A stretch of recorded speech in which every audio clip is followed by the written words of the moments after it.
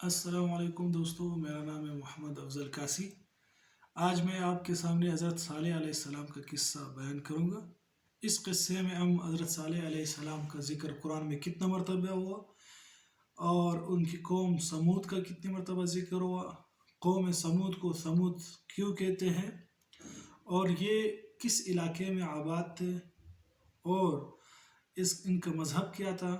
صالح علیہ السلام نے ان کو دعوت دی تو انہوں نے کیا جواب دیا، اور کیا معجزہ صالح علیہ السلام کو اللہ نے عطا فرمایا، پھر اس معجزے کے ساتھ انہوں نے کیا کیا، یہ ساری باتیں انشاءاللہ اس ویڈیو میں بیان کی جائے گی۔ پھر ان کا اوپر کیا عذاب آیا اس کے بارے میں، اور اسی طرح پھر کتنے لوگ ایمان لائے اور کتنے گھرانے اس عذاب میں غرق ہو گئے، ان سب کے بارے میں آج انشاءاللہ تفصیل سے بات ہوگی۔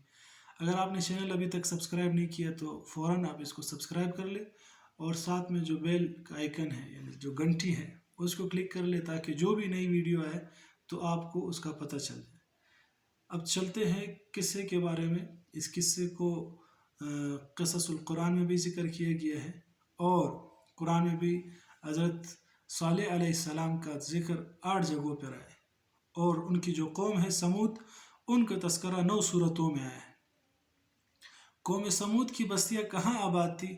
کہتے ہیں کہ یہ حجر کا علاقہ ہے جو تبوک اور حجاز کے درمیان میں، یا شام اور حجاز کے درمیان واقع ہے۔ قصص الانبیاء میں لکھا ہے تبوک، اور قصص القرآن میں لکھا ہے شام، تو میں نے دونوں آپ کے سامنے پیش کر دی، کیونکہ ایگزیکٹ تو ہمیں پتہ نہیں ہے، وہ اللہ ہی بہتر جانتے ہیں، تو دونوں روایتیں آپ کے سامنے عرض کر دی۔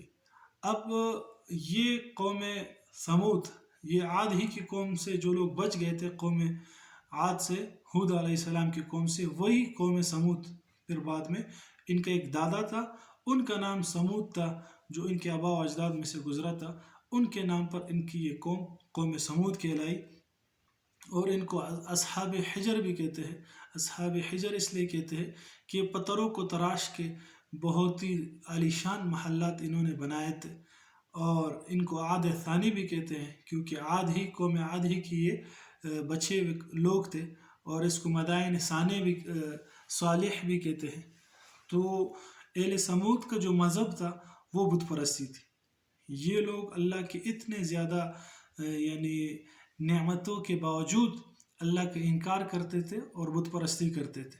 تو صالح علیہ السلام کو اللہ رب العزت نے ان کے درمیان بھیجا نبی بنا کے۔ انہوں نے اس قوم کو دعوت دی کہ اللہ پر ایمان لائے اور اللہ کو ایک مانے، لیکن انہوں نے قوم کی ایک نہ سنی، اور کہا کہ ہم تو تم سے بہت امید رکھتے تھے کہ تم بڑے ہوں گے تو تمہاری ایک شان ہوگی، لیکن تم یہ کون سی رٹ لگائے رکھے ہو کہ اللہ ایک ہے، اس کے سوا کوئی عبادت کے لائق نہیں۔ تو غرض صالح علیہ السلام کو انہوں نے طرح طرح کی تکلیفیں پہنچائی۔ ایک دن صالح علیہ السلام ان کو دعوت دینے گئے تو دیکھا یہ لوگ ایک جمکٹا کی شکل میں بیٹھے ہوئے ہیں۔ تو صالح علیہ السلام نے جب ان کو دعوت دی تو انہوں نے کہا کہ اس سے کوئی ایسا مطالبہ کرتے کہ جو اس کے بس میں نہ ہو۔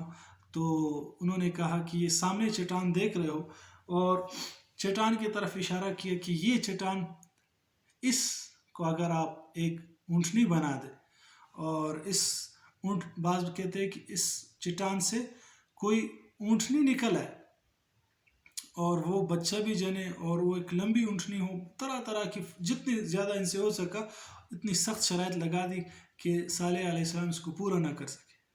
تو صالح علیہ السلام نے کہا اگر یہ میں نے کر دیا پھر تم لوگ ایمان لاؤ گے؟ تو کہا کہ بالکل ہم ایمان لائیں گے۔ تو صالح علیہ السلام نماز کی طرف متوجہ ہوئے، نماز پڑھ کے اللہ رب العزت سے دعا کی کہ اللہ مجھے ایک معجزہ عطا کر، اور یہ لوگ جیسے کہہ رہے ہیں ان کی فرمائش پہ ایسی ایک اونٹنی اس چٹان سے نکال دے۔ تو وہ یہی کہ ایک اونٹنی چٹان سے نکلی، بہت ہی لمبی، اور اس نے بچہ جنا۔ اور جب یہ سب کچھ دیکھنے کے بعد بھی قوم نے کہا کہ یہ تو ایک جادو ہے، ہم ایمان نہیں لاتے، چند لوگوں کے سوا باقی سب جو ہے پھر گئے اپنے وعدے سے، اور انہوں نے ایمان نہیں لایا۔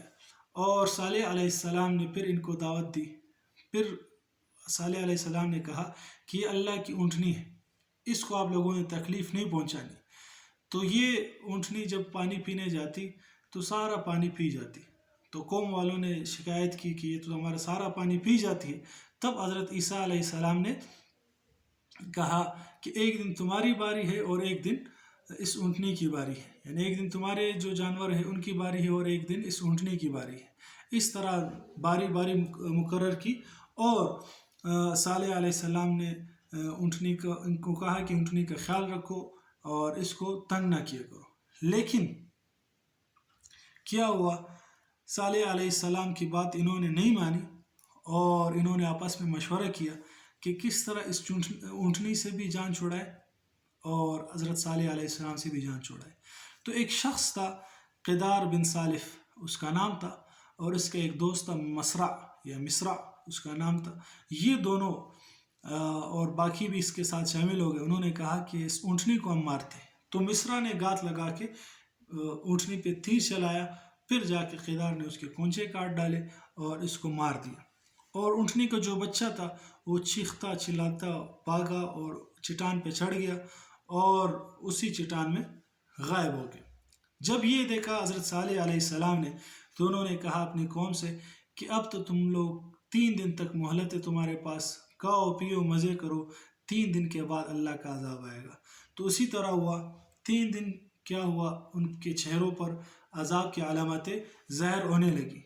پہلے دن ان کا چہرہ بالکل زرد ہو گیا، دوسرے دن ان کا چہرہ بالکل سرخ ہو گیا، تیسرے دن ان کا چہرہ بالکل سیاہ کالا اس طرح ہو گیا.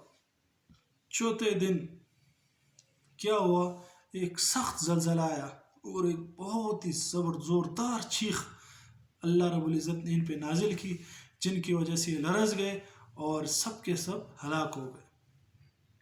1500 گھرانے تقریباً قصص الانبیاء میں آتے ہیں کہ یہ ہلاک ہو گئے، اور صرف 120 لوگ حضرت صالح علیہ السلام پر ایمان لائے. اب ایمان لانے کے بعد یہ قوم کہاں آباد ہوئی، تو اس میں بھی مختلف کتابوں میں مختلف باتیں لکھی ہے. بعض کہتے ہیں کہ احقاف کے علاقے حضرموت، احقاف کے قریب حضرموت کا ایک علاقہ ہے، وہاں جا کر آباد ہوئے. بعض کہتے ہیں کہ فلسطین میں جا کر آباد ہوئے، اور بعض کہتے ہیں کہ یہ سارے لوگ مکہ چلے گئے اور حرم کے قریب کہیں آباد ہوئے. تو جہاں بھی آباد ہوئے اللہ رب العزت ہی بہتر جانتا ہے. میں نے ساری روایتیں آپ کے سامنے رکھ دی. تو یہ قوم صالح علیہ السلام کا قصہ تھا اور ان کی قوم کی نافرمانی کا قصہ.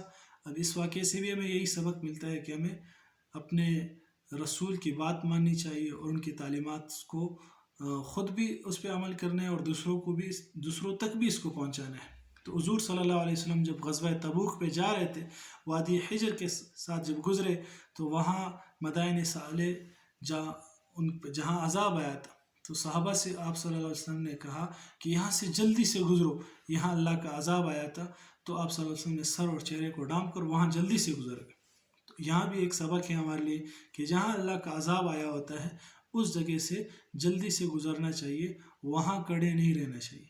تو اللہ رب العزت ان باتوں پہ ہمیں عمل کرنے کی توفیق عطا فرمائے اور تاریخ سے عبرتیں حاصل کرنے کی توفیق عطا فرمائے اور یہ باتیں دوسروں تک پہنچانے کی توفیق عطا فرمائے. جزاکم اللہ خیر و احسن الجزاء. السلام علیکم.